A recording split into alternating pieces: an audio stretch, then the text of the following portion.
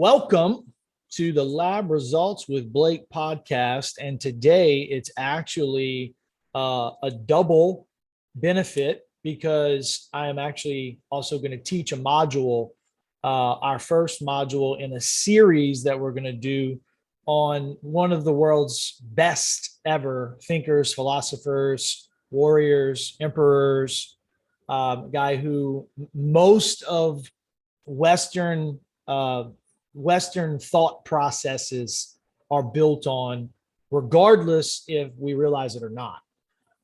And so the reason why I'm bringing a guy like Marcus Aurelius into our conversation is because every day I work with people that are stuck in the knowing mode. And I'm not talking about people on my intimate team. I'm talking about people who are actually students, clients, people that I consult with, in general life, you'll hear them say trigger words like, oh, I already know that. Oh, I know that. And they're trying to add value to a situation, to a scenario based on what they learned 3 or 4 or 5 years ago. They're trying to add value to their company and to their clients based on an opinion that someone else read, misunderstood, partly do not remember completely, and they're trying to recite that as like laboratory law, or they're trying to remember that as laboratory regulation. You'll hear people in laboratory say things like by law, or legally we're allowed to. Welcome everybody to a very special episode. We're kicking off a series of learning here at Lab Results with Blake. We're going to try to get people out of the knowing mode and kickstart them in the learning mode, right? When we're in the learning mode, we're constantly asking questions and we have this feverish curiosity.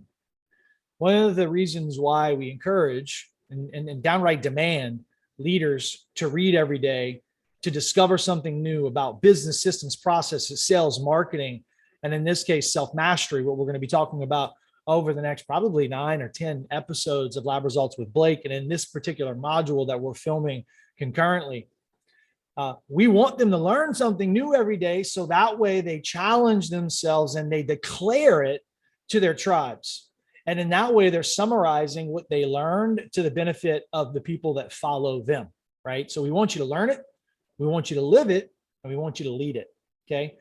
And so we're going to introduce Marcus Aurelius to the Core Academy audience and to Lab Results with Blake's podcast.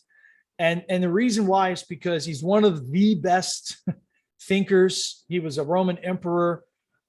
He's one of the best philosophers, and Western thinking in large part is based on what this man wrote and did in his lifetime.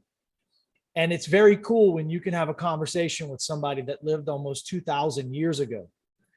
And his thought processes and his philosophies are not only foundational, and he's up there with the greatest thinkers, with the Aristotles and the Platos of the world, but it's perennial.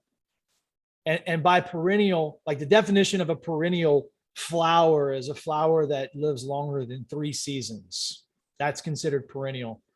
Annual flowers, you have to replant every year or they only live for 1 season, all right? So if I've got this perennial thinker and I've got these perennial philosophic principles that I can now start putting my information and what I'm learning through that lens. My decision-making tree starts to go through that lens. I now can transform patterns, behaviors, beliefs, because I've got a new tool and I'm learning something brand new. So it causes me to challenge really everything that goes through my decision-making process, right?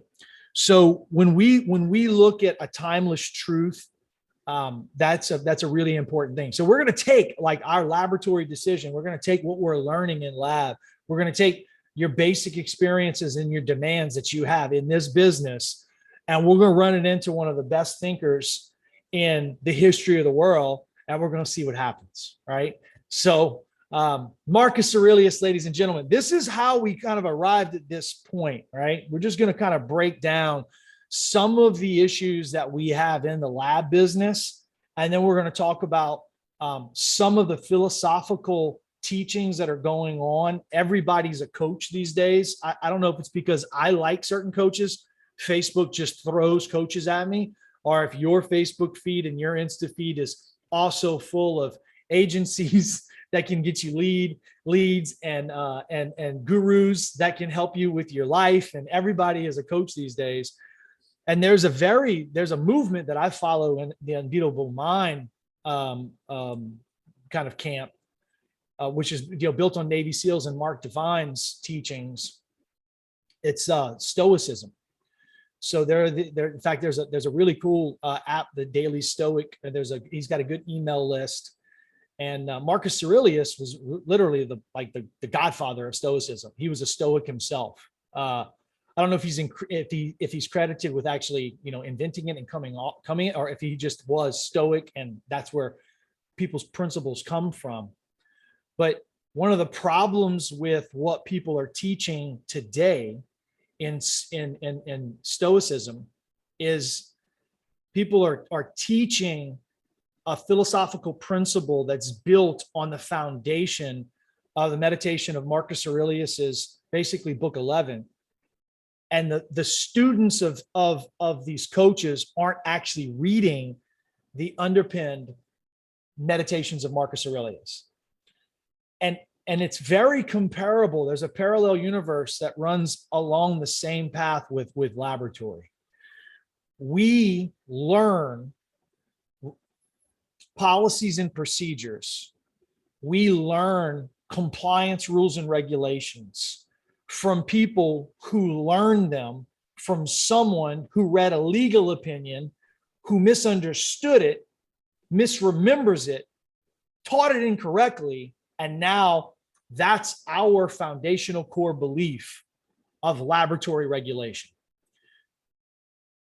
There's some trigger words that I will pull out of somebody's mouth and brain whenever they say, well, legally we can do, or by law we can do. Unless you're a lawyer, unless you are the laboratory that paid for the legal opinion, for the law firm who published the legal opinion, unless you are actually inside of the payment structure and the agreement between you and the lawyer that gave you the legal advice, you don't know what you're talking about, right? And it can be very dangerous if we compare what we're doing in our laboratory with what Millennium is doing, or what LabCorp is doing, or what Quest is doing. It's very dangerous for us to say, well, they have a bunch of lawyers and obviously they've paid for the compliance here. They're doing it. We should be able to do it. If we don't understand those different rules and those details around any kind of a decision or regulation, we are making an assumption, and we'll get into one of Marcus Aurelius's actual teaching points here. And something that we're going to talk about is just that, making a judgment too fast without really understanding on somebody, without really understanding the details inside and out. And so when we are going to take on a new philosophical approach to life, when we are trying to transform ourselves from a triangle to a square, I don't want to be a bigger triangle, right?